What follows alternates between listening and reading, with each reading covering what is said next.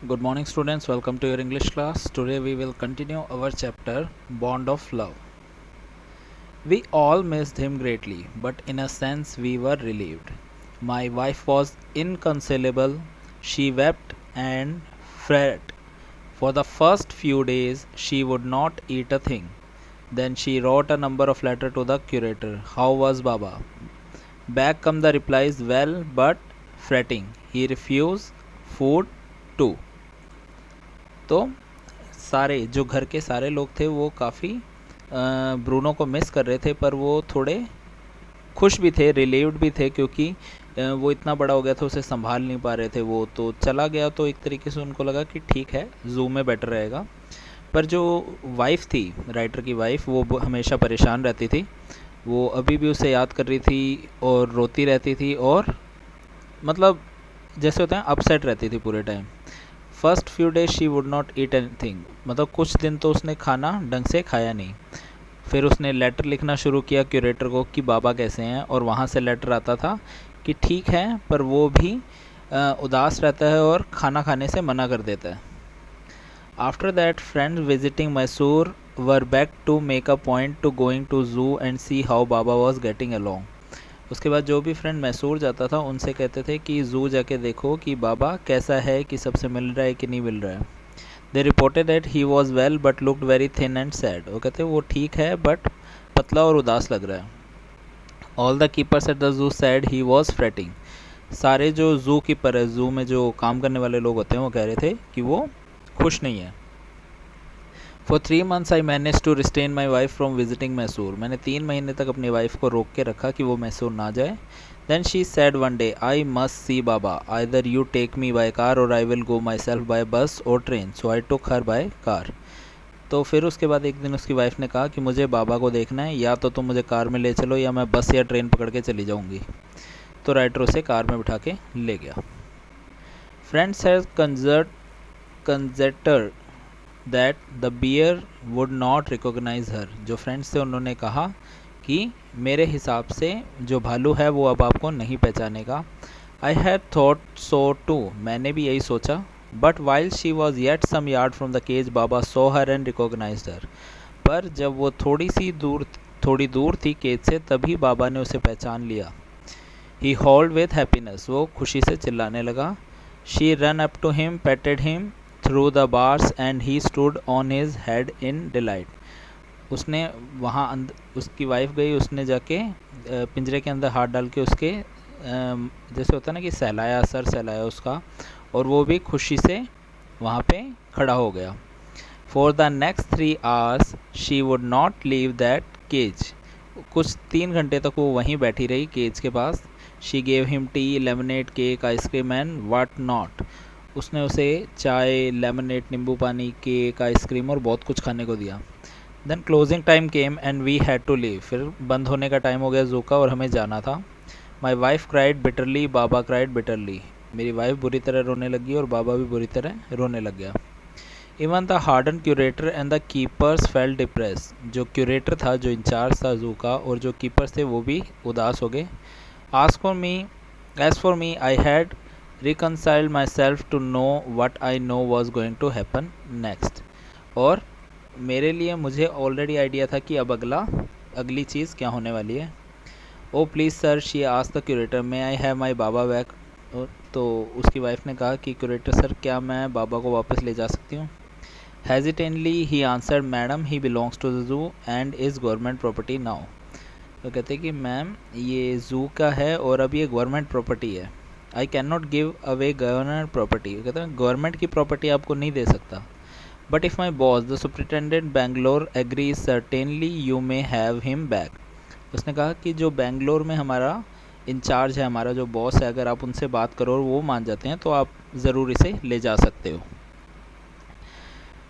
There followed the return journey to Bangalore and a visit to superintendent's bungalow. फिर उसके बाद वो बेंगलोर आए और वो जो बॉस था उसके बंगलो में गए। A tearful pleading, Baba and I both fretting for each other, will you please give him back to me. तो उन्होंने कहा, रोते हुए कहा कि मैं और बाबा दोनों एक दूसरे के लिए उदास हैं, क्या आप बाबा को मुझे वापस कर सकते हो। He was kind-hearted man and consented. Not only that, but he wrote to curator telling him to lend us cage for transporting the beer to Bangalore. वो आदमी जो बॉस था वो काफ़ी काइंड हार्टेड था. उसने क्यूरेटर को लेटर लिखा कि बाबा इन्हें वापस कर दो और एक केज भी दो इन्हें, ताकि वो आराम से उसे बेंगलोर ले जा सके. Back we went to Mysore again, armed with the superintendent letter. Baba was driven into the small cage and hoisted on the top of the car. The cage was tied securely and a slow and careful return journey to Bangalore was accomplished. फिर उसके बाद वो मैसूर गए वापस. वहाँ पे उन्होंने अपने सुपरिटेंडेंट का लेटर दिखाया. फिर बाबा को एक केज में डाल के उन्होंने वो केज कार के ऊपर रखा और धीरे धीरे करके वो बेंगलोर पहुँच गए. Once home, a squad of coolies were engaged for the special work in a compound. An island was made for Baba.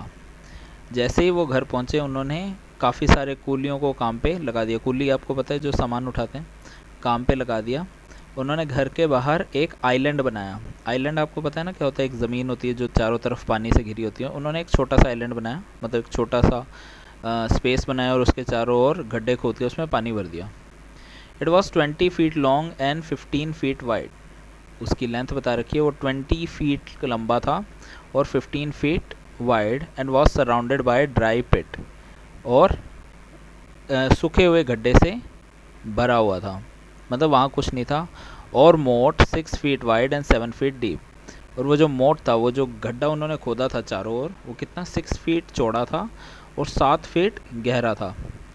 A wooden box that once housed fowl was bought and put on the island for Baba to sleep at night. एक wooden box जो जिसमें पहले कचरा फेंकते थे, वो अब बाबा के बेड सोने के लिए रख दिया गया. So was placed inside to keep him warm and his baby, the grand stump along with his gun, the piece of bamboo, both which had been sentimentally preserved since he had been sent away to the zoo, were put back to him to play with. उसके बाद जो उसका bed था उसके अंदर उन्होंने straw डाल दी, मतलब घास डाल दी, ताकि वो आराम से गर्म रह पाए, सो पाए. और फिर हम जैसा कि बताया था मैंने कि उसके पास एक लकड़ी का टुकड़ा था जिसे वो बेबी बुलाता था, और गन था लकड़ी का, वो वापस रख दिया क्योंकि वो काफ़ी इमोशनली अटैच थे उससे, और जब वो जू गया था तो उसे काफ़ी संभाल के रखते थे. In a few days the coolies hoisted the cage on to the island and Baba was release. कुछ दिनों बाद कूली ने वो केज है वो आइलैंड पे रख दिया और बाबा को वहाँ छोड़ दिया. He was delighted standing in the hill lang, he pointed his gun and cradle his baby. वो काफ़ी खुश था. वो 2 पैरों पे खड़ा हो गया अपने पीछे वाले, और फिर उसने अपनी गन उठाई और अपने बेबी को झुलाने लगा. My wife spent hours sitting on the chair there while he sat on her laps. मेरी जो वाइफ थी वो काफ़ी देर तक वहाँ कुर्सी पे बैठी रहती थी और वो उनके गोद में सर रख के बैठा रहता था. He was 15 month old and pretty heavy too. वो 15 महीने का था और काफ़ी भारी था. The way my wife reaches the island leave it is interesting. मेरी वाइफ कैसे आइलैंड जाती थी और वापस कैसे आती थी वो काफ़ी इंटरेस्टिंग है. अब आप सोचो, एक ज़मीन है और चारों तरफ गड्ढा हुआ पड़ा है, काफ़ी लंबा गड्ढा है, तो उसकी वाइफ को जाना भी तो पड़ता होगा ना, मतलब कैसे जाती होगी. I have tied a rope to the overhanging branch of mango tree with a loop at its end. Putting one foot in the loop, she kicks off with the other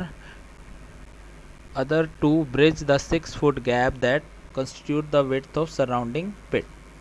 The return journey is made the same way. Both who can say now that a sloth bear has no sense of affection, no memory and no individual characteristics. तो वो कैसे जाती थी island पे? उस जो writer है उसने रस्सी बांध रखी थी, मतलब एक मैंगो के ट्री और आइलैंड के बीच में एक रस्सी बांध रखी थी जैसे झूले की तरह. और जो उसकी वाइफ थी वो क्या करती थी, एक पैर उसके ऊपर रखती थी और किक मारती थी, तो झूलते हुए वहाँ पहुँच जाती थी आइलैंड पे. और वहाँ पे वो पहुँच के मतलब काफ़ी देर तक बाबा के साथ टाइम स्पेंड करती थी, और जब वापस आना था तो वापस उस झूले पे पैर रख के किक करके वापस अपनी ज़मीन पे आ जाती थी. इस तरह मतलब काफ़ी सेफली वो ट्रैवल कर लेती थी आइलैंड से घर से आइलैंड. और इस तरह हम कह सकते हैं कि एक स्लोथ बेयर में काफ़ी सेंस ऑफ अफेक्शन होता है, मतलब काफ़ी प्यार होता है, मेमोरी होती है, मतलब उसने उसकी वाइफ को याद रखा, एंड इंडिविजुअल कैरेक्टरिस्टिक्स भी होते हैं, मतलब उसके कैरेक्टर भी होते हैं, उसे पसंद नापसंद, मतलब उसके अंदर भी इमोशंस होते हैं। So I hope you understood this chapter. आपको ये समझ आ गया होगा। Go through it again and read it again. The writer of this chapter is Kenneth Anderson. Write down the question and submit to your subject teacher. Thank you and have a nice day.